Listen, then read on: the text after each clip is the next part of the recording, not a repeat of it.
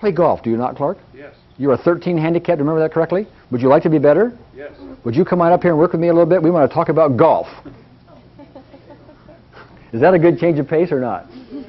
Look, we're going to talk about not just golf, but sports in general, because what I'm going to talk about here is applicable not only in golf, but applicable in all the sports. Have a seat. Oh, here we're going to give you, we got to wire you up. Do you have a fear of public speaking, Clark? No. I didn't think so. I didn't think so. You can put it in the pocket if you want. That'll do it. Ah, okay. A 13 handicap, which means you shoot in the mid-80s approximately. Do I have that right? Mm-hmm. Okay. You play a lot of golf? Not really. Okay. About twice a week. Once a week. It's all perspective, isn't it? You know? All right. Are you capable of shooting in the 70s? Yes. No. How do you know that if you don't do it? I used to. I used to do it when I was younger. Oh, but now that you're older, you can't do it? Because I don't play as frequently. Okay, but if you played more frequently, you could do it. Possibly. You sure? Not really. Okay. Remember the arm? Why don't you stand up here for a second? I want to do some arm testing with you. I'm just going to. Okay. You're right or left-handed? Right-handed. Well, for the moment, well, here. Here. I'll tell you what. We'll get this squared away somehow. Stand right over there if you would. Good. Okay. Put your arm out for me. Now, remember, in order to do this well, you have to be consistent, which means that you resist with all your strength every time. Okay. Everything you got every time. Okay. So let me feel your strength first of all. Okay. Just be as strong as you can. Okay. Oh, very strong. Do it again. As strong as you can. Okay. Say, I want to shoot in the 70s.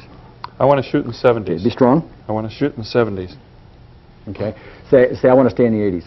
I want to stay in the 80s. Okay. Be strong. I want to stay in the 80s. Okay. Where are you stronger?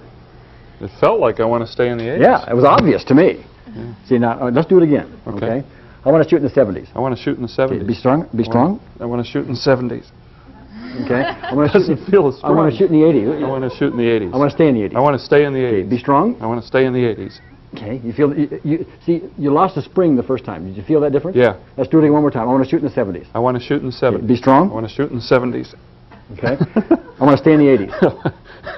I want to stay in the 80s. Okay. Be strong. Hard as you can. I want to stay in the 80s. Okay. Where was the difference? Do you feel the difference? Yeah. Oh, definitely. Okay. Yeah. All right. Have a seat. Now, what's in his way? Who can tell me now that we've had a little experience here? We need a microphone probably. Who can tell me? Yeah, but somebody say it in the microphone so it just sounds official. Who wants to say it? Reversal. Here we go. Mary's going to say a reversal. Reversal. Psychological reversal. Right. Okay. Mm-hmm. Now, see, actually, I don't know if it words in your mouth, but I know my way around sports a little bit. Not golf so much, but football and stuff like that. It seems to me that in golf, that you ought to be able to shoot in the 70s easily enough, because haven't you, in all the golf you've played, shot every single shot perfectly? Have you not made a perfect wood, a perfect putt, a perfect 9-iron, a perfect sand wedge, a perfect everything? At one time or another, yes. Okay, and probably several times for each shot? You just haven't put them all together? Right. So your body knows how to make each shot? Right. Okay, and you could probably shoot par if you put it all together? Sure, I believe that. Okay, it's possible. Yes. But you're not putting it together. Right. And psychological reversal is a major contributor to that.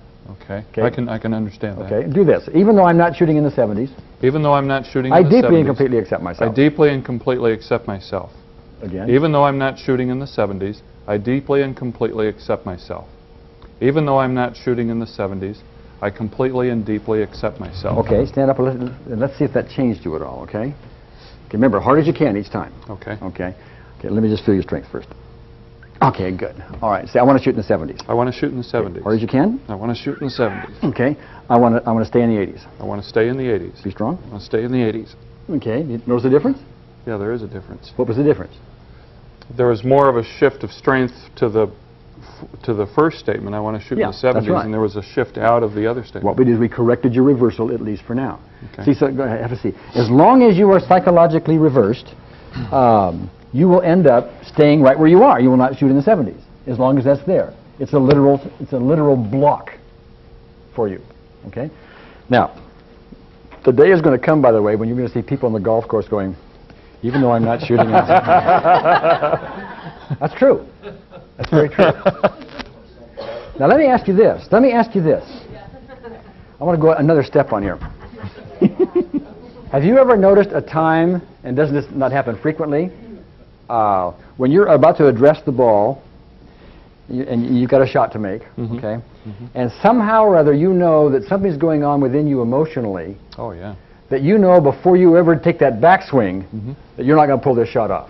Yeah, no, I have felt that, you know, several times, and the thing is, you want to be able to control it. You know that you're set up wrong. You know that you're uncomfortable, and you know that your energy is this way and that way, and you can tell the difference. And you'd like to be able to control it, and you'd like to be able to be more consistent. Yeah, okay. Let me suggest what's happening. And this is a monumental thing in sports, okay? I have people that routinely do this just tapping with golf, and they knock 10 strokes off their score. I'm talking about mid-90s to mid-80s. It's a little more aggressive to go from mid-80s to mid-70s, you know? Yeah. But no, but you get the idea of it, okay? Yeah. But tell me if you don't think this is correct. When you're having some kind of a negative emotion, that negative emotion ends up with some kind of tension in your muscles. Sure. True? Okay, Sure, I mean, yeah. that's almost obvious, okay? When you have tension in your muscles, well, let me back up a second. Is timing, when you swing a golf club and hit a golf ball, very important? It's critical, yeah. Yeah, it's everything. Yeah. If you're this far off hitting that golf ball, that's a slice or a hook, right? It's a Mr. Made putt. It's in the sand trap or not in the sand trap, correct? Yes. I mean, it's that little bit, or hitting it a little bit, just a nanosecond earlier or a nanosecond too late or something like that, any of that, and you don't get that nice straight. You've got to be just right, just perfect, right? If you have tension in your muscles as a result of some kind of negative thinking, does that not show up in your timing and hence in your shot and hence in your score? Okay. So when you're about ready to address it like this, the ball, and you know something's going on, what you're doing is some kind of negative stuff going on in your head, whatever it is. And by the way, golfers are notorious at this. They walk around and say, I couldn't buy a putt today to save my soul. How come I do this? Right? You probably say it yourself. Yeah. Okay. It's a great place to beat yourself up is the golf course, right? Yeah, it is. Okay. What do you suppose would happen if when you got to that point where you just knew that probably you weren't going to be able to pull this shot off? Usually what I do now, if I don't feel right, you step back a couple of steps and you take a couple of deep breaths and you just say, okay, slow down, be consistent, and remember rhythm. You go through some sort of a little routine. You try to address the situation. You try to correct it. I don't have any trouble recognizing it, but I have trouble with what to do. Well, guess what? Tap. You have a new tool. Okay. Yeah. By the way, this is not just golf. How many here know who Shaquille O'Neal is? Yeah. He's a rather well-known basketball player. Great big guy, plays center and all that. How does he do on the free throw line? Miserable, absolutely miserable. I mean, he's had a special sports coach come and help him to get from, 35% to 50% or whatever it's been recently. And a good pro basketball player shoots 80%, 85%, even more from the free throw line, typically. Okay. When he gets on the free throw line, he gets psychologically reversed against making free throws, and that's why. Same with Wilt Chamberlain. Wilt Chamberlain was one of the greatest basketball players of all time. 35% or so from the free throw line. Okay? Every time he got on the free throw line, he just couldn't sink one of those things to save his soul. Okay. What I'm going to suggest to you is that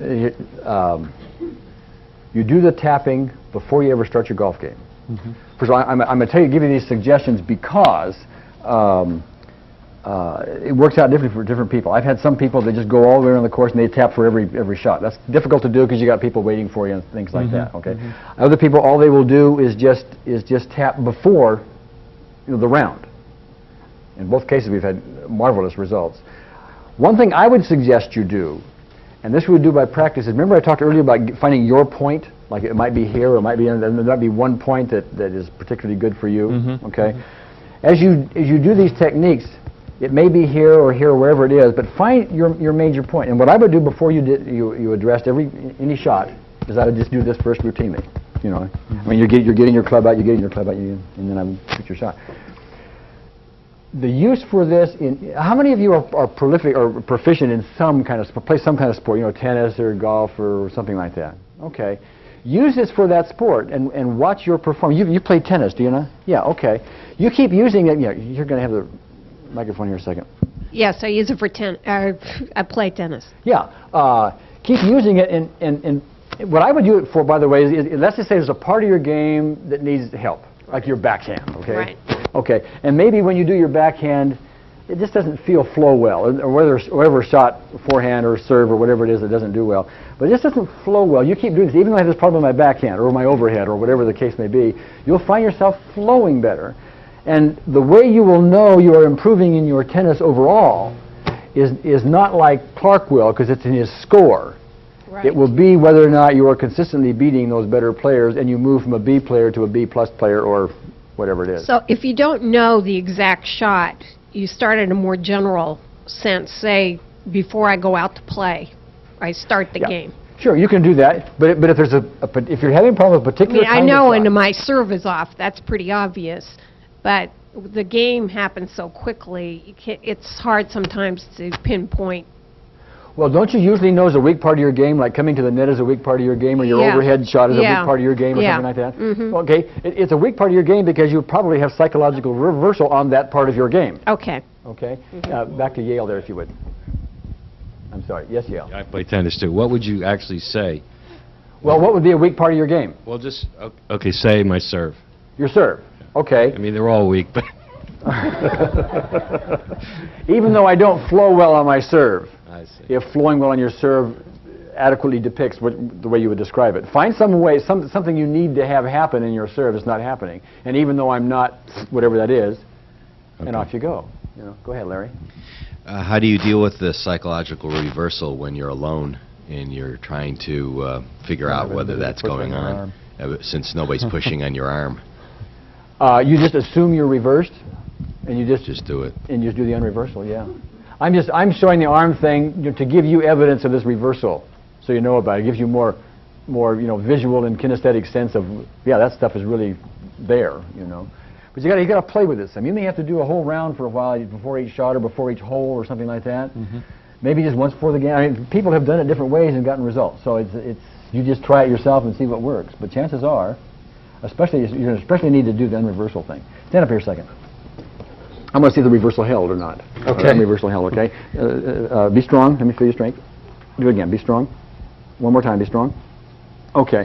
See, I want to shoot in the 70s. I want to shoot in the 70s. Okay. Be strong. I want to shoot in the 70s. Okay. I want to stay in the 80s. I want to stay in the 80s. Okay. Be strong. I want to stay in the 80s. Okay. I got to surprise you. I'm going to stay in the 80s. I want to stay in the 80s. Okay. Be strong. Okay. You were weaker on be strong on stay in the 80s. I right? think, yeah. I mean, it was obvious to me. It wasn't obvious to you. Yeah. Well, let's Yeah. make sure. Let's make sure you get it. Okay. Okay. Be strong first. I just want to feel it. Be strong. Okay. I want to shoot in the 70s. I want to shoot in the 70s. Okay. Be strong.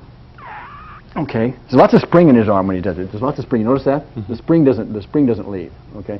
I want to stay in. I want to shoot worse golf. I want to shoot worse golf. Okay. Be strong. Okay. You feel you lose the spring. Yeah. Okay. Because Yeah. what you said was incongruent, and your energy started running the other direction. No, I very polarity definitely changed. feel. I very definitely feel the differences. Yeah. Okay. See now what's happened is that unreversal technique has now held at least this long. Mm-hmm. I don't know how long it's going to hold. I never know. I mean, it comes and goes and comes and goes and comes and goes. But if you're staying in the 80s and not hitting the 70s, and you know you could be in the 70s, psychological reversal is a major player in all that. Eric, you mind coming up for a second? I want to try something out, okay? Surprised you, didn't I?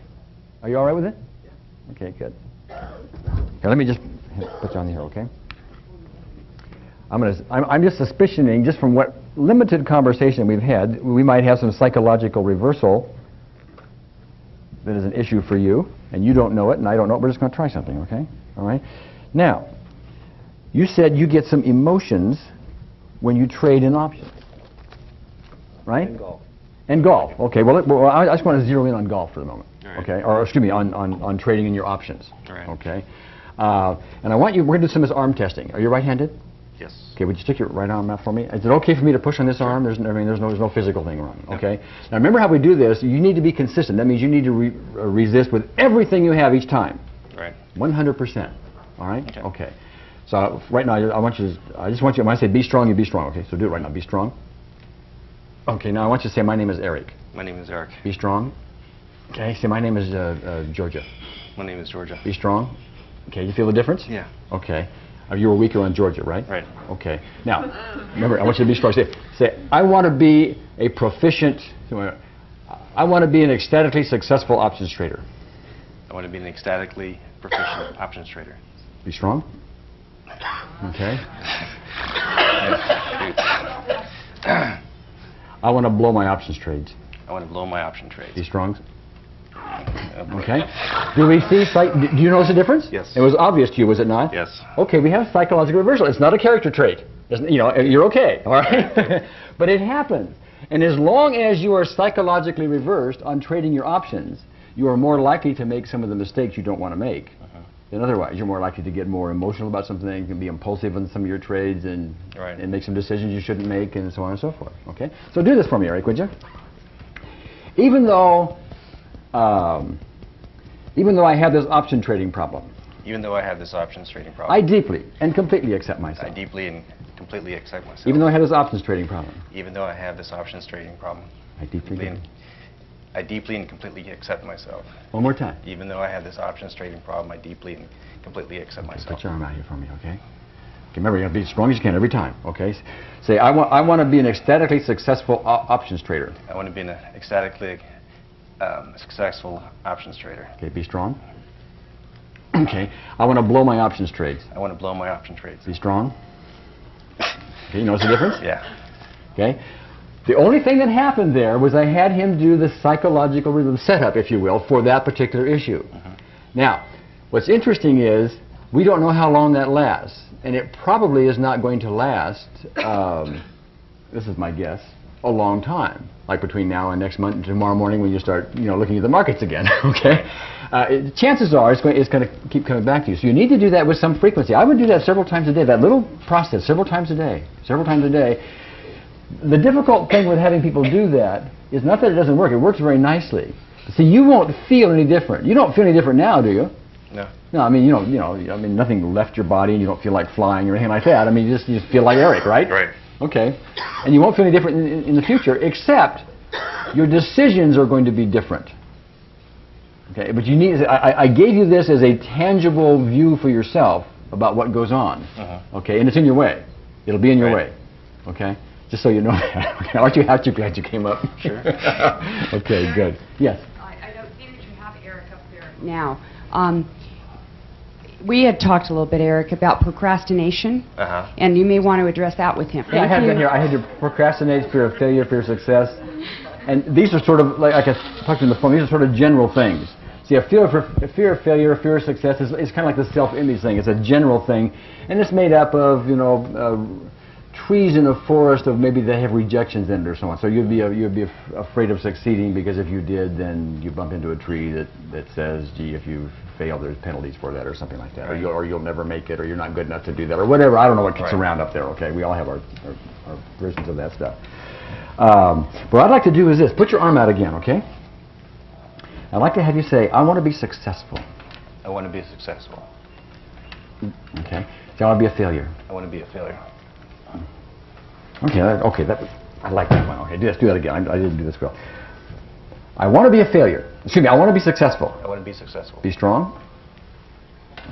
I want to be a failure. I want to be a failure. Okay, be strong. Okay, now I couldn't tell. Could you tell the difference? Yeah, it's the reverse that time. Which was stronger? The second time, being a failure. Was it a little stronger? Yeah. I would have guessed that, but it was a little more subtle for me. Right. I couldn't. Maybe I'd have you stand up to do that because you're sitting down. Stand up again, would you? Okay. Let's try that again. Okay. I want to be a success. I want to be a success. Okay, be strong. Okay, I want to be a failure. I want to be a failure. Be strong. Okay, no, indeed, you reversed on that, okay? Now, that's a very general thing. I want you to do something else for me, okay? Be strong as you can every time, okay? I want to be happy. I want to be happy. Okay. I want to be miserable. I want to be miserable. Okay, be strong. Okay, whether you're stronger. Being miserable. Okay, have a seat. Have a seat. Do this. Even though I'm not happy, Even though I'm not happy. I deeply and completely accept myself. I deeply and completely accept myself. Even though I'm not happy, Even though I'm not happy. I deeply and completely accept myself. I deeply and completely accept Again. myself. Yeah. Even though I'm not happy, I deeply and completely accept myself. Okay, stand up again for me, would you? Okay. I want to be happy. I want to be happy. Okay, be strong. Okay, I want to be miserable. I want to be miserable. Be strong. Okay, where were you stronger? Happy. I want to be happy. See what that does? Isn't that interesting? It clears away a lot of stuff. I just don't know how long it's going to last. Okay? So yeah, but I will tell you one thing. If you keep doing that, Eric, over and over and over again, and you can do the rest of tapping for individual things, 'cause I'm sure you can go back in your history and you can find some things where you had rejections and blah, blah, blah, all this stuff, okay, that we've been working on. Pick out those trees, deal with them individually. But I would also do this on the journey, even though I'm not happy, because even though I pick a general thing. Or even though I'm not successful, you may prefer that. That's also a general thing. I deeply and completely accept myself, and I would do that.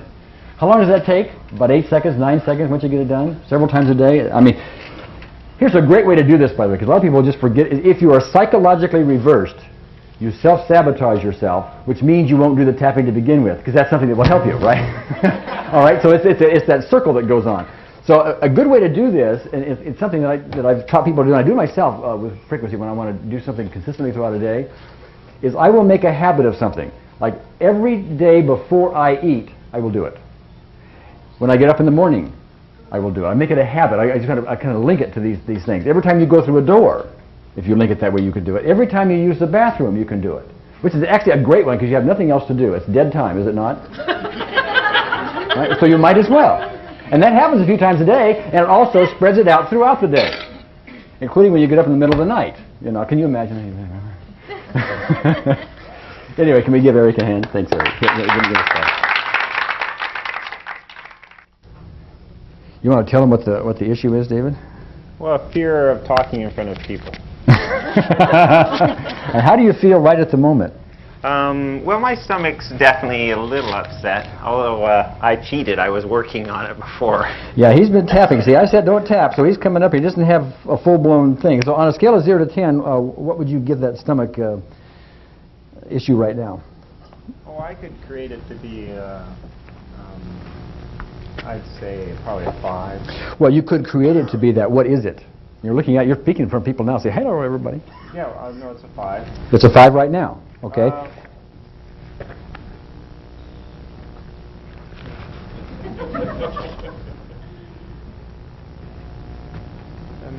It's a 3 right now. It's a 3 right now.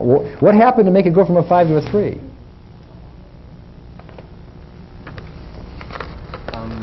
I want you to read this to him. All right, wait a minute. What happens to your number? Still a 3? I'm sorry. No, it went up to a 4. Your mic is off. Oh, the mic is off. Well, we're going to take care of that somehow. It's off? Now it's on. Is it still at 3? Oh, no. Oh, there we go. What? Okay. Okay. Now, when I ask you to read that, because you told me before reading something would be a problem. Was it still a 3? No, it went up. To a what number? Oh, I said 4. Okay, all right. You told me on the phone that you would get very intense about this, so you've been doing some tapping in the meantime, haven't you? Yeah. Shame on you. So he's coming up here with a 3 or a 4 intensity, all right? So he's coming down, so you're not going to see the contrast you might ordinarily. But yeah, what you told me on the phone was if you had to, like, read a poem or something like that in front of people, you'd have big-time intensity. So I want you to go back to the intensity you would have normally expected to have, and I want you to describe that, okay? Yeah, well, a lot of times right before I'm supposed to speak in front of a group of people, I get my stomach really just going crazy. I can't be present to what I'm saying. Often when I get done speaking, I don't even know what I've said. Okay, are you a 3 or 4 right now? Yeah. Okay. Maybe less even. Okay, what I want you to do, and you know the process, tap the karate chop spot. Say, I accept myself, even though I have this fear of public speaking. I accept myself, even though I have this fear of public speaking. 2 more times. I accept myself, even though I have this fear of public speaking. I accept myself, even though I have this fear of public speaking. Okay, can you take your glasses off a second? You probably know how to do it. This right fear. now. This fear. Am I a teacher or what? This fear. This fear. This fear. This fear. This fear. This fear. Well, we're not going to do the whole thing. Okay. That's probably going to be enough. But do the 9 gamut. Remember how it goes? Oops. There you go. Okay. Yeah, it's helpful sometimes just to say this fear. Just say this fear one time when you do it. Okay. This fear. Okay. Tap on the eyebrow. Oh, I have to do happy birthday. Oh, I'm sorry. Yes, I'm sorry. You know better than I do. 1, 2, 3, 4,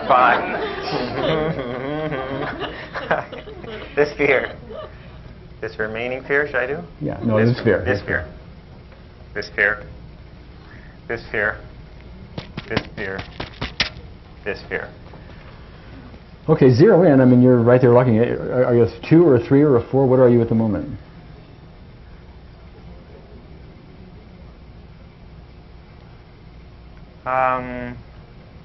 Oh, 1. Everybody with me, would you say good morning, David? Good morning, David. How's that? Well, that's nice. You're a 1.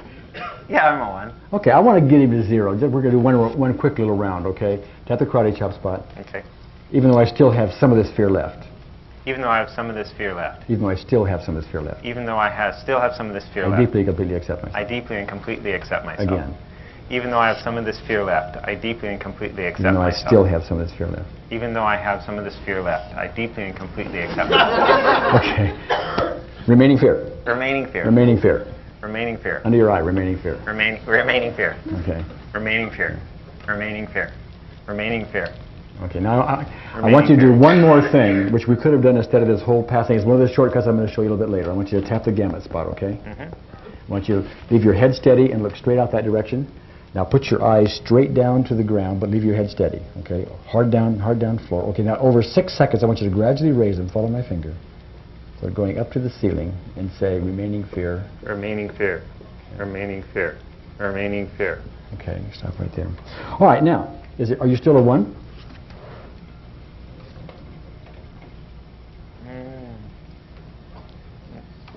No, I think I'm a 0. Okay. Well, one of the things you really didn't like to do is to have to perform. So we're kind of talking now. You're not really performing, are you? Right. So you might have a little performance fear, okay? I'd like to have you read this to people. And by the way, what I'd like to have you do is start reading it, but this is what is very important. If you read this and start to get any intensity, a 2, 3, whatever it is, you let me know instantly. And you will not stop reading. I mean, keep reading as long as you're a 0, but if you get anything above that, I want to know right away, okay? Okay, just go ahead and read that.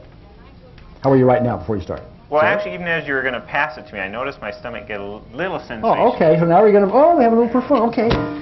Give me a number for that. I would say a 2. A 2. All right. I'm going to use this other little shortcut for a second. Okay, tap right there. Okay. Now just say, put your eyes, wait a minute. Yeah. Put your eyes down on the ground. And as we think about the performance fear, 6 seconds, okay? Okay. Now, go ahead and start reading. And tell me, where are you right now? A 0? Yeah, 2? 0. Okay, all right, go ahead. Ever since I was a little kid, I didn't want to be me. I wanted to be Billy Windledon. And Billy Windledon didn't even like me. I walked like he walked. I talked like he talked. And I signed up for the high school he signed up for. Which was why Billy Windledon changed. Actually, I noticed sometimes when I stutter on a word, I notice a sensation in the stomach. Was it enough to stop with?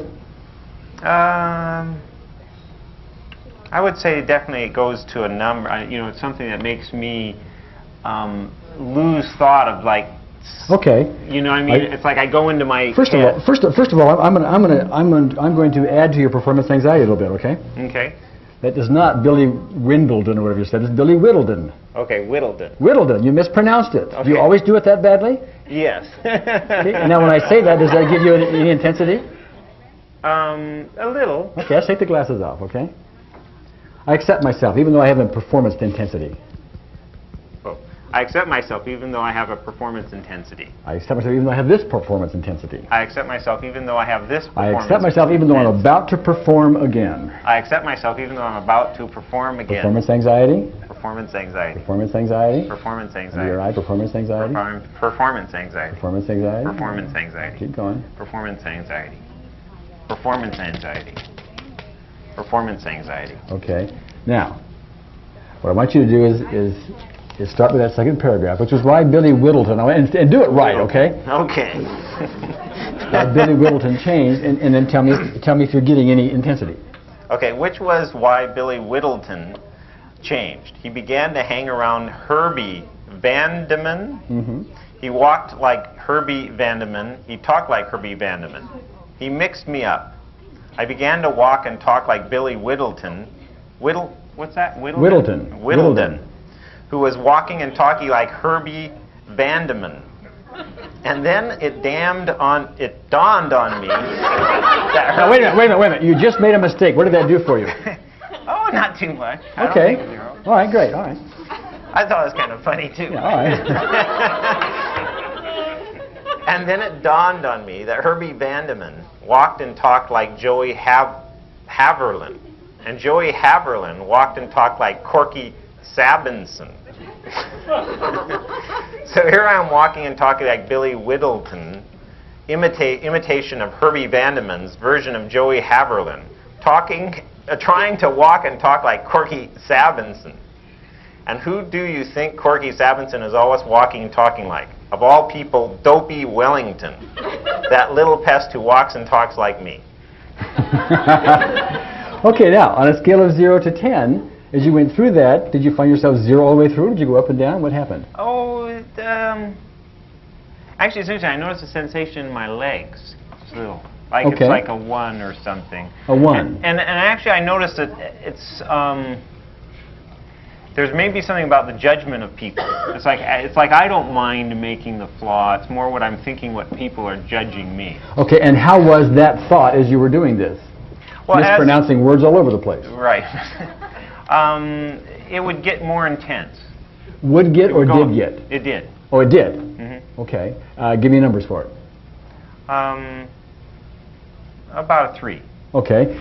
Now, what I'm going to do here is, we've got you to a point, because tapping you did before, as well as tapping you've done now, you've gotten through this. I don't know, put words in your mouth, you tell me.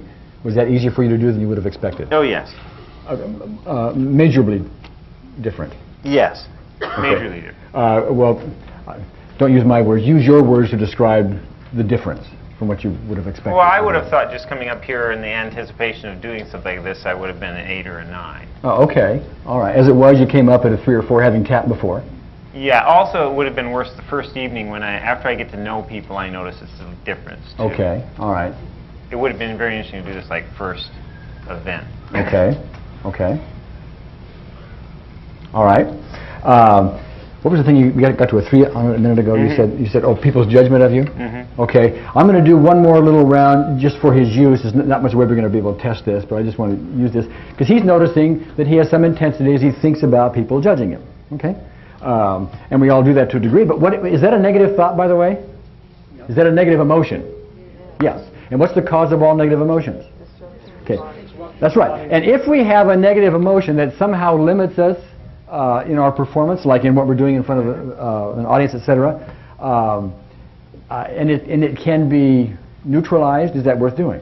That's what we're going to do here. We're going to take that, we're going to neutralize that using one more round of tapping. Mm-hmm. And if, by the way, you get up to do any more speaking in time, mm-hmm. if something comes up, it's going to be because there's yet some other aspect. It's going to be a bigger audience, or maybe it's going to be the first night instead of the second night, or some other thing, okay? Mm-hmm. But after a while, you do this, well, I don't have any fear of public speaking myself. I rather enjoy doing it, and you'll get to that point. But anyway, take your glasses off. I accept myself. I accept myself. Even though I have a fear of people judging me. Okay, even though I have okay. I accept myself even though I have this fear of people judging me. I accept myself even though I have this fear of people judging me. Okay, fear of people judging me. Fear of people judging me. Fear of people judging me. Fear of people judging me. Fear of people judging me. Fear of people judging me. Fear of people judging me. I see, you want to be right about there. Right about there. Fear of people judging me. Fear of people judging me. You do the 9 gamut. Okay.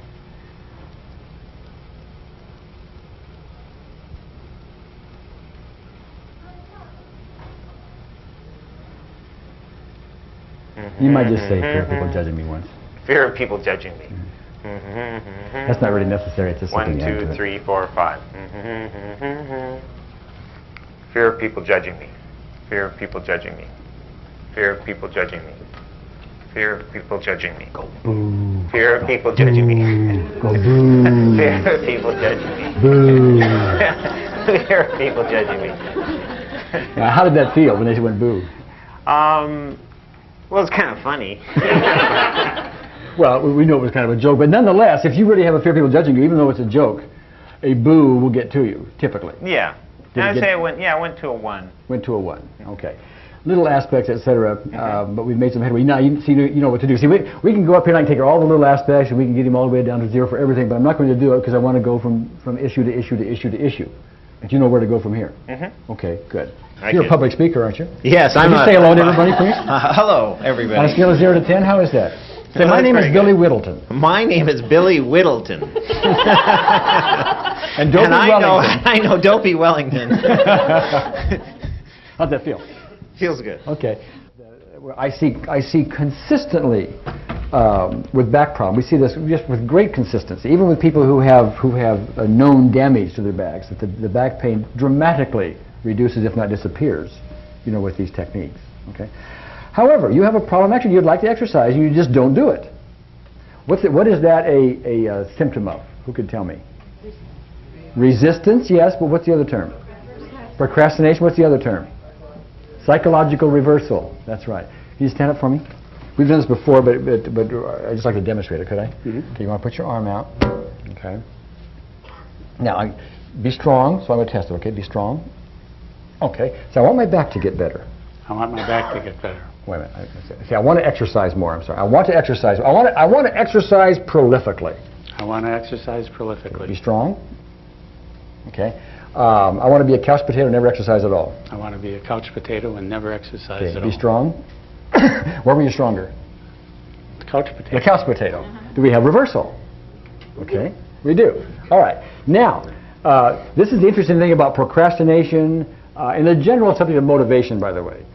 People say, well, I'm just not motivated to do so and so and so and so. Well, the reality is what's happening is you have psychological reversal. You think about doing whatever it is, your system, your energy runs the wrong direction, you actually self-sabotage yourself, even though you know you like to do it, you do feel better, and all you go, oh, you can give me a list of reasons like this.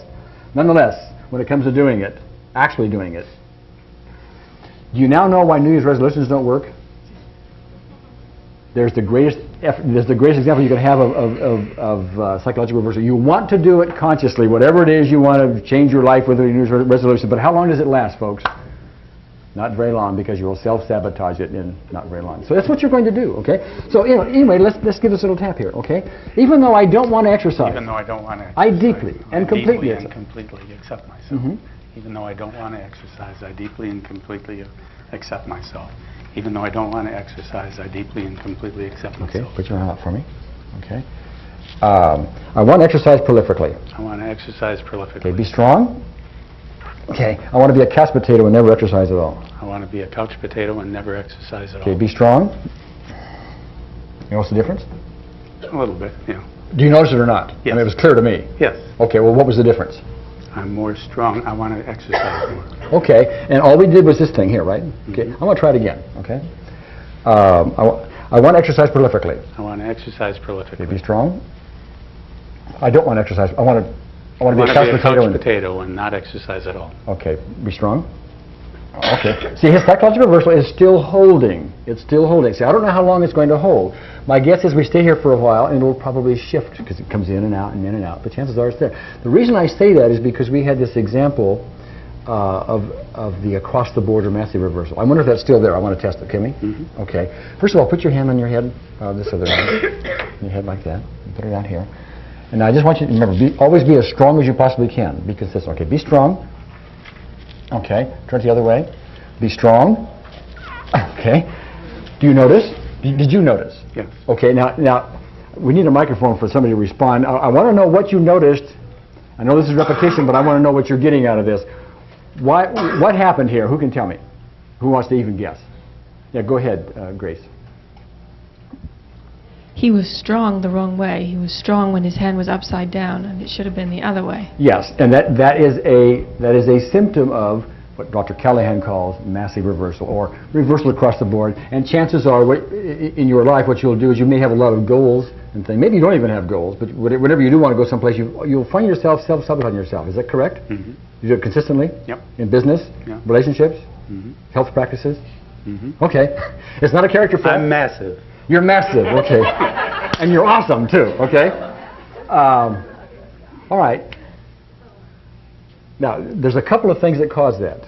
One is just generally speaking, some negative thinking is going on, okay? And for that, I have to give you a commercial. You need our How to Drive Your Own Bus seminar, okay? Because that's what that's all about. But the other part of it, you could have toxins involved that keep you reversed consistently. That could be a case with you. We're not going to be able to sit here and tap and all of a sudden have you run out of here and exercise because psychological reversal is in your way. Now, I have discussed this kind of thing with other people. Who could tell me what you would do, knowing what you know, what you would tell Michael to do in order to assist him long term? Who has a guess? Anybody? Go ahead, Gerald. Well, just frequently repeat the first step. Even though I'm reluctant to exercise, I accept myself deeply and completely. Yes, that's right. And do that several times a day. And what might be examples of times to do that, Gerald? You first get up in the morning, after you get out of a shower, just before you sit down for lunch, at your coffee break, some habitual times. Yeah. And I happen to like using the bathroom. Yeah, that's a good one. You know, every time you get in the car, that kind of stuff. These are things you do in and out throughout the day, okay? And do it consistently through the day, okay? See, what I'm hoping to, we did it outside of, on stage, what I'm hoping to illustrate for you is so that you know what's stopping you. And it is not something wrong with Michael. It's psychological reversal that's going on in your system. And when you have certain thoughts, bingo, the polarity turns upside down. Mm-hmm. But you're going to need to train your system so that the electricity runs the correct direction. And when you do that, you're going to find your attitude is going to start changing. And your view of things will start changing because you will not be bringing up a bunch of negative stuff as you bump into negative trees. Does that make sense to you? Yeah. Okay. But I will tell you this, and anybody else who wants to do this kind of thing, once you do this, you don't feel any different. Like Kathy felt different. Okay. You don't feel any different doing this. It just, and your whole movement is going to be very subtle. And so the real thing you need to do is to keep doing it. Keep doing it. So I would do it on these times when it becomes a habitual, like going to the bathroom and every time you eat and da-da-da-da-da-da, okay? Mm-hmm. All right, great, thank you. Persistence. Remember something, you are doing this whole process in a way blindly, in a way in the dark, because you're not seeing anybody's energy system, are you? Okay. You don't have any way to diagnose whether indeed they need the setup for sure. You don't even have any way to diagnose whether or not you have gotten by the setup, except for the fact that it's not working, because if you don't get by the setup, the rest of it won't work. So you have a few clues along the way. So the order of the day is persistence. Persistence, persistence, persistence. If it doesn't work today, as you'll learn later, it may be because of some kind of irritant to your system called an energy toxin. Tomorrow, at a different time of the day, you'll be in a different room, you'll have had a different diet in the meantime, et cetera, and whatever may have been irritating, it will be out of the way. So you do it again. Persistence, persistence, persistence, persistence. And let me make a point here if I can. One of the most common issues that people would like to have some improvement on in their world is what they call self-image. Now, self-image is a great big broad term. It is made up of lots of little problems. If you have a fear of rejection, well, that's a tree in the forest of self-image, if you will. If you have phobic responses to something, you typically say to yourself, well, I'm not like other people. That's another little tree, or a big tree, depending, in the forest of self-image. If you have anxiety, if you have physical pain, and all of those things, all of those are messages to yourself at some level that say, well, gee, I'm not as good as maybe I could be, right? And they all do that. And to the extent you take those trees and chop them down, there is less and less and less in the way of the self-image. And a better, more joyous self-image comes up because there's less holding it back. So I point out every single tree we cut down for emotional freedom gives you release towards a better self-image. I want to suggest something to you. What I have done up here on purpose for the purpose of teaching is to show you contrast. That's one reason we deal with phobias, like I said, because people go, oh, like that, and then they have a much reduced response to an otherwise phobic thing, okay? So you can see it. It was an 8 or it was a 10, and now it's a 0 or a 1 or a 2 or something like that. So it's very dramatic, and you can see that. Most of the things we deal with aren't that dramatic. I mean, we can sit there and think about things, and we kind of get bothered by them and so on, but it's not like a phobic response, or it's not like the prime traumatic memory we may have or something like that. There's just lots of these other things. There is a great deal of, let me go back a second. You do not need, this is very important to understand, you do not need to zero in on some problem, get yourself all emotionally intense about it, find that you're an 8 or a 9 or something like that, and then get yourself down to a 1 or a 0. The reason I do that here is it's a guideline for me to know where people are, from an 8 to a 5 to a 1 to a 0 or whatever. And it's a good teaching tool because you see the contrast, and the person themselves see the contrast. So that's wonderful. But you don't need to do that. Remember, taking EFT down and simplifying it, all you need to do is to tune in to the problem. That does not mean visualize in vivid detail your problem. It does not mean that. It means tune in. That's why we have the reminder phrase. You know, this problem, this pain, this whatever it is. That's why we have the reminder phrase, because that is having your system just tune into the problem. And once you've tuned into it and you start doing the tapping, any energy disruptions that go on are being addressed by that and straightened out. You don't have to start with some 8. All you have to do is tune into it. Now, that doesn't mean there won't be some aspects come up, et cetera, but I want to show you a very simplified way of doing it, something that everybody in this room should do every single day. Okay? And that is to get up in the morning and take any issue, whether it's a specific one or not, even a general issue like I feel inadequate, okay, something like that, or even a little bit more specific, this problem with cold calling, okay, or you know, my health problem, my fibromyalgia would be an example, or my whatever you have. And instead of taking just the little bitty pains, the bitty things, take some general thing. And even though I have this, and go through the whole process once, that takes 1 minute to do the entire basic recipe. No shortcuts, no nothing. Just do the entire basic recipe. Takes 1 minute, and then assume there are aspects you haven't addressed, because you're not going to feel any different. You probably feel no different whatsoever that you will notice at the moment. And then assume you have you need to do 2 more rounds, and subsequent rounds are done with. Even though I still have some of this, and then you have remaining you should do that. Do 2 of those rounds. That takes a total of 3 minutes. For the fact that I feel inadequate, or for the fact, whatever it is that you want to deal with, okay? You are not probably going to feel any different at the moment, but you do that every day for a month or 2 or 3, and this is what's going to happen. I gave this metaphor yesterday, but I'm going to expand on it if I can. It's like you have this, we all have this forest with all these trees in it. Some trees are taller than other trees, they're bigger trees. So if you address that on some kind of a generalized basis, what your subconscious mind is going to do is going to pull up the most prolific tree. Even though you may not consciously know what that is, your subconscious mind is going to work for you.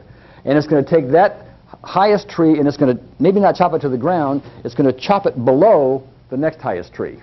Okay? It's like the toothache, stomach ache, and the whatever else I said. Yeah, headache. Okay, that's your head. Okay? And so maybe you have a tree this tall, and after you do this a few times, then that tree is this tall, but it's still not down, is it? But now you have trees here, so you're going to chop this one down to here, and then this one down to here. And after a while, you keep doing that day in and day out and day in and day out. Your trees, the forest becomes shorter and shorter and shorter and shorter until there is no forest, at least in the area that you're dealing with. The problem with that isn't that it doesn't work. The problem is you won't notice it because it is so subtle. It will become routine to you. You will start to feel differently, but it's like, who was it yesterday? Where's Jeannie? Jeannie was leaning on the railing. I mean, you had the height concern, and now here you are leaning on the railing, and you didn't even realize it until you happened to notice that. Okay, it was so routine to you. It was so normal. It's like it's always been that way. I mean, that was the sense of it, was it not? Okay. That's how it will be. So you're going to need to be an observer. You're going to need to notice, gee, something different. This morning, Pam was talking to me, and she was doing some work for some food stuff, and you went by the bakery, didn't want things. You happened to notice that. Right, but normally it's very routine. Well, I mean, you don't need these things. I've got to tell you that is also the power in it, but it's also the deception. It will deceive you because you will not know you're getting these kind of results, okay, unless you become an observer and start noticing. Somebody else will say to you 3 months from now or 6 months from now, gee, something's different about you. You may notice sometimes as you're in a conversation with somebody who you would normally get uptight, for example, you will notice that, gee, that was kind of easy. And you won't really know why unless you're an observer. Very important concept, okay? If you take nothing else out of this seminar, do that and do it daily. And your force will shrink. One of the more obvious things you can use this for, if you will think about it, is in the marriage relationship. Quite often people are married. they're in love at one level or another, but they're also aggravate each other no end at another level, typically, okay? I don't want to speak for your marriage, but I was married twice and I know all about that. Okay. But think about this for a minute. If you'll pick out those things that aggravate you about your spouse or your significant other, or for that matter, anybody in the workplace or anybody else you have a relationship with, and you'll tap, even though I am aggravated by da-da-da-da-da when they do this or whatever, and tap for that, and tap for the other things, you will find that your significant other or the other person you're in a relationship with is going to look a little differently to you. They will improve because you're not dwelling on what's wrong with them, and you're able more, instead of having aggravation to deal with, you're able more to see their beauty. Because see, when you get all the aggravations and the negative emotions out of your system, the natural propensity to have beauty arise and see beauty is there. That's the spiritual aspect of this.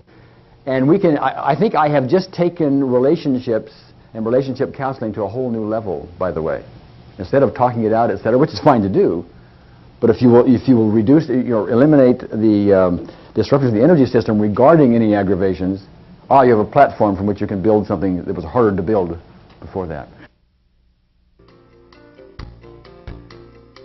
When you're working with someone that's like in a lot of pain or depression and they're on a lot of medication, does that affect this process? How does that affect it? Sometimes yes, and sometimes no. It's a bewilderment to me. The medications people take, could be considered toxic. In some levels, they are considered toxins. Mm-hmm. Do they bother the energy system? It depends on the person. I've had some people that are on all kinds of medication, have all kinds of stuff running in and out of their body, and their energy system works beautifully. Other people, for some reason, they don't have any of that going, and it still is. A friend of mine was named Ingrid. It took the longest time to get her any place on anything. It took a month or two. She had constipation, as I recall it, and her eyes would burn. She had headaches. They were consistent. It took the longest time because she kept having these toxins and these reversals, etc. But after a while, we just kept with it persistently, and it basically all went away. So just keep trying then, I guess. You've got to be persistent, yeah. If you don't know how to diagnose, you must be persistent, okay? And persistence usually often will win. Yes, Mary, we need to... And when you talk about... Wait for the microphone. When you talk about persistence with Ingrid's case, you're talking about a span of 6 months, 16 months? Oh, in her case, 2 or 3 months. Thank you. 2 or 3 months. It can take longer. We had a fellow, one of our Vietnam vets, had a constipation difficulty. And he had been taking Metamucil twice a day, for as long as he can remember, I think. I mean, it was a long time. And not only to get over a lot of his emotional issues regarding the war, but he started tapping for the constipation. And I talked to him about 2 months later. He just kept doing it religiously. I want you to hear the apex problem coming up too, by the way. I said, Rich, how's the constipation? And he says, well, it's a lot better. I take Metamucil twice a month instead of twice a day. Not gone, but that's a major change. And he's had it since he was 17 years old. Remember that. And this is a fellow Vietnam vet, and he was in his 40s. Okay. Before Vietnam. Yeah, he had constipation before Vietnam. Okay. Now here's the apex thing. Then he says to me, I upped my jogging every day from 3 miles to 5 miles, and he gave that to me as a reason for it. Is that true? I don't know. I don't know. But you see. And even though he had gotten over all kinds of emotional, he will go on and on and on, up and down 6 ways to Sunday about all the emotional relief that he got from EFT doing the tapping. And he'll take that all day long. He couldn't put it together with the constipation. And maybe the running did it. I don't know. I doubt it from my experience. Yeah, go ahead, Bio. Wait for the microphone. What would be the sequence you would give for degenerative disease? The same thing? What would you do? You would test first the person? No, you don't need to do that. You don't need to. I just showed you the test here just to let you know visually what psychological reversal is and why the setup is there. Right. As long as that is there, they're not going anyplace with EFT or anything else. Now, roughly 40% of the people that we deal with have PR, we use for shorthand term, in place. The other times they don't have it at all, and we're correcting it, and it doesn't need to be corrected, but see, it doesn't hurt anything, and it takes like 8 or 9 seconds to do it. So why not just throw it in and not bother with trying to diagnose it? Just throw it in and do it. Okay. That's what we're doing. That's what that 100% overhaul thing is we talk about, in this process. Right. That's our end run around diagnosis. We need the microphone for Sandia, please.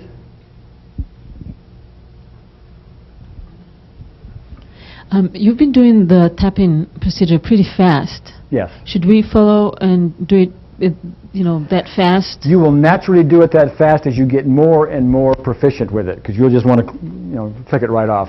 Sometimes you can do it too fast. If you're not noticing any result, you may want to slow down a little bit. We tell you to tap 7 times. We mean that because we're trying to overdo it. I typically don't tap it 4 or 5 times. And that's usually accurate. But remember, you're beginning students in this. I want to give you something that's going to work for you. What difference do you care if it's 4 times or 7 times? I mean, what difference time does that take? So to be thorough, do the more thorough version. But you did indicate before that there was perhaps a benefit to doing it fast. So that's why I'm asking. Oh, the only benefit is this. If you're suspicioning, by what's going on, that the psychological reversal, the setup, you're not getting beyond it. That is, you correct psychological reversal and bingo, it comes right back and stops you. Then you're going to want to correct it, and before it can come back, you want to start doing that tapping real fast. That's the only reason you do it fast. And I do that very fast sometimes when I suspicion that. That's my experience here. That's my experience. And by the way, this is all the art to it and the little fineries and so on and so forth. I will repeat again what I said yesterday, when you're watching the Dave tape and before that. When we show you that basic recipe, that longer version of it, if you just take that basic recipe, forget about the shortcuts and all of that, and just do that persistently over and over and over and over and over again, great results are in store. That's been our experience. Okay? The rest of it's nice and refinements, and I'm showing you some other things you can do with it. Okay? I mean, this looks like it's going to work really well if you use it on yourself. My question is that if suppose you had a stroke victim, you had an elderly person who wasn't able to go through all these motions and everything. Is there some way, or as I talked to you on the phone the other night about, I have an infant in the house, is there some way that we can do this on somebody else? Oh, indeed. Indeed. The difficulty with dealing with an infant who cannot talk is if they happen to be reversed, they don't know how to say, even though I have this, whatever, I deeply and completely accept myself. However, you can grab their little hand and you can start tapping like that, and you can talk to them. You can say, even though you have this problem, it's okay. Even though you're crying, or even though you have this or whatever, it's okay. Even you have this, it's okay. And then you can just tap for them. And as you do it, you can just say some things, like this problem you're having, this pain in your stomach, this pain in your stomach, this pain in your stomach, and you just do that for them. And you should have some good results. I dealt with a little girl who had a phobic reaction to fire because at a very early age she saw some fire in her kitchen with her mother, something about the burners, and it blew up or something like that, and she got very petrified of fire. She was about 5 years old when I talked to her. And she was a bit too young, for me to deal with on an adult level. So I did this with her, and we made a game out of it. And I just had her tap here, and I said, when we tap here, what we're doing is we're just going to tap out that fire. Okay? And even though you had that fire, it's okay. It's okay. There's nothing wrong with you because you had the fire. Okay? And then we just say, stamping out that fire, stamping out that fire, stamping it. Work fine. A little creativity. Remember, what you have to do is do the basic recipe while they are tuned into the problem. If you do the tuning in for them and the tapping for them, that's okay. Slightly technically better to have them do it, but usually if you can't do it, it'll usually work otherwise. Go ahead, Al. Let me say one more thing. I don't know if I said it to this group or not, about a friend of mine that had a teenage daughter who had behavioral problems, and he actually just tapped her without saying anything, just said, just sit here for a minute and let me do this, and it was a total reverse. So he did it without needing to say anything or have the child tune into anything, because the girl was so upset anyway. Yeah. She really was tuned into it. Yes, she's automatically tuned in. Automatically tuned in, Yeah, is it better to be really close to the emotional situation to do this? Like, for example, he would know that he needs to go to the bathroom, so 2 minutes before he would do that, or someone has stomach pain sometimes, to wait until you get the pain and then do it, or you're can't sleep at night, and so you wait until you're woken up in the middle of the night, and then you do it. You know what I'm saying? Yeah. Is it related to? Okay, and thank you for the question, because it allows me to illustrate something. Remember, this is what is necessary. You do the basic recipe while you are tuned in to the problem. I'll use Patricia's example again. She was tuned into the height phobia, the ladder, et cetera, et cetera. She was tuned in even though there was no ladder around. And it worked in the real world. The reason for that is when she was tuned in, all aspects of that was in her thought process while we were doing the tapping. And as a result, there was nothing new when she came to the real world.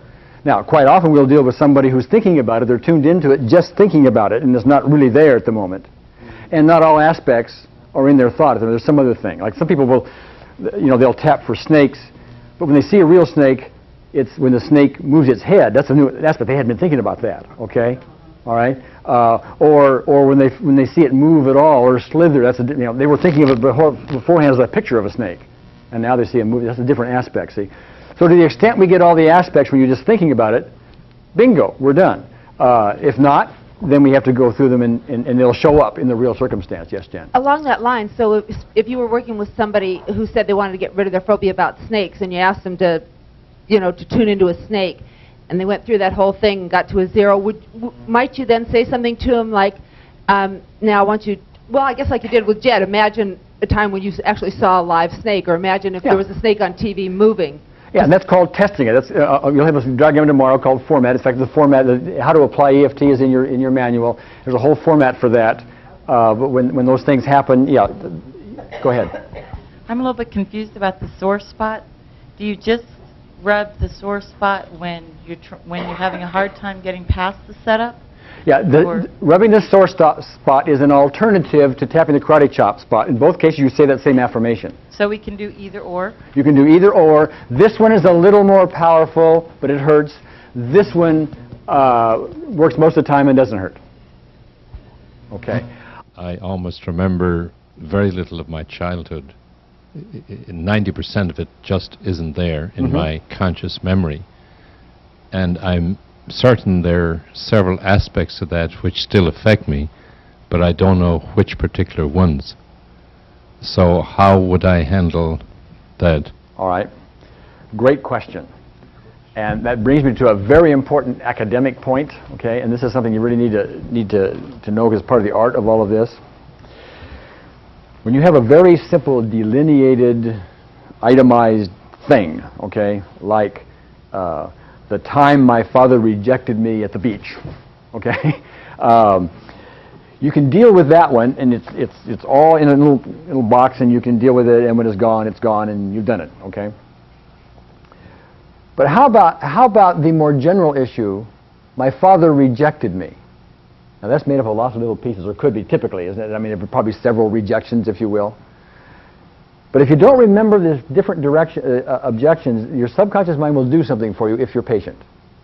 And that's what you would do. What you would do is you would start the whole process addressing the forest. Even though my father rejected me, or even though I feel rejection from my father, or however you want to state that more general thing, what will happen is even though you're not aware of it, or in your case, even though I don't remember my childhood, or even though I had a poor childhood, or even something bad happened to my childhood, if you suspicion or whatever, okay, your subconscious mind will start bringing these things up. And it's something like this. If the forest, if that forest, the floor of it is the stage, and the trees all rise, some are going to be rising this high, and some are this high, and some are kind of short, all this kind of lots of trees in it. What will happen when you do that is the tallest trees will get the tops cut off first. Okay, and it'll start taking the sting out of it a little bit. But you still got trees there, okay? But see, if you got a tree this high, then you have the next tree is this high. Once you've worked this one down and done some general stuff on it, this one's going to get pulled up by the subconscious mind, and then it will get cut maybe in half. Still there, but cut in half. But now the one that shows up is this one, even though you're not consciously aware of it. And so you do it again. You do it the next day. Okay, now this one's getting cut down to a certain degree, and then there's this other tree up here, okay, and that one's getting cut down, then the next highest tree, and so on, and after a while you cut all the trees down, and you may even remember the childhood stuff. You may remember it, okay, after a while. But you got to be persistent because you'll probably will not notice the change, Meg. That's very important. You'll probably not notice the change. It'll be very subtle.